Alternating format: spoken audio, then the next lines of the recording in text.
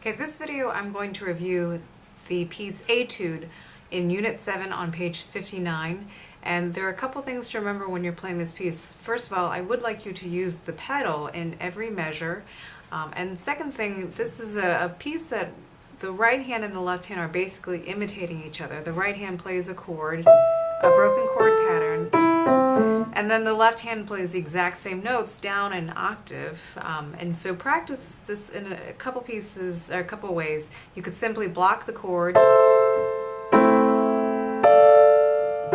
in each measure so you can feel how far your hands have to move from chord to chord. That's one way to approach this before you start breaking it up. I'm going to play through the entire piece first, as written.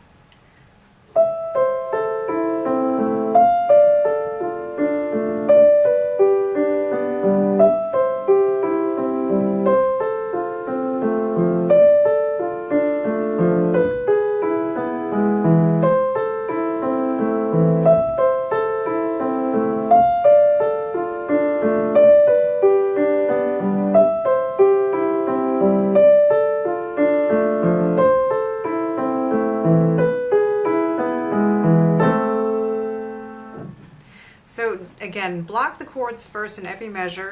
If it helps to even write out the chord symbols, A minor for the first measure, a D minor chord in second inversion for the second measure, then down to a G major chord, and then to a C major chord. Those are your chords in the first measure. So a couple, again, ways that you can approach this song when you're practicing to make it easier. Then you transition down in measure 5 to an F chord, a D minor chord in first inversion. Measure 7 has an E major chord, A minor chord in measure 8 in second inversion. And then before you have the pedal, once you have the chords broken up, practice just getting to the next measure ahead of time. For example, I'm stopping on the first beat of the second measure, just to make sure my hand is right on the beat, on beat 1, even though the chord changes slightly. Here's the song again. I'm going to take it a little bit slower without the pedal, so the notes are clear. 1, 2, 3, 4, 5, 6.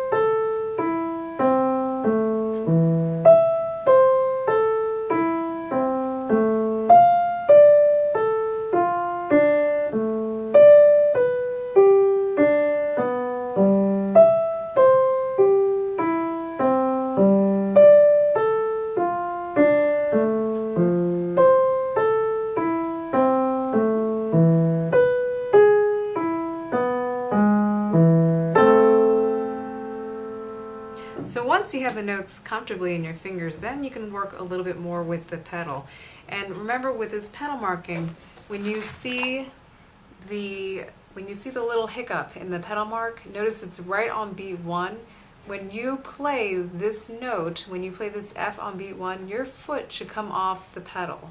So don't lift it up early on beat 6, otherwise you're going to hear a gap in sound. But make sure you hold the pedal all the way straight through this first measure, and then as soon as you play beat 1, lift your foot up. If it helps, say the word up on beat 1 to remind yourself to lift your foot up at that point. So I'm going to add the pedal in now, and I'm going to say up on the first beat of every measure so you can hear where you should be lifting up your foot. So 1, 2, 3, 4, 5, 6. Up, up, up,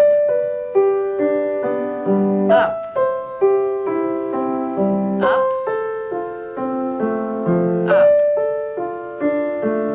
up, up. Okay, those just the first first two lines, again, to show you where you should be changing the pedal and lifting your foot up. And you should put your foot immediately back down.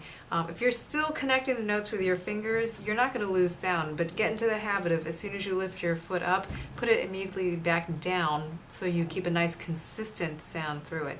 If you lift the pedal too early, this is what it might sound like.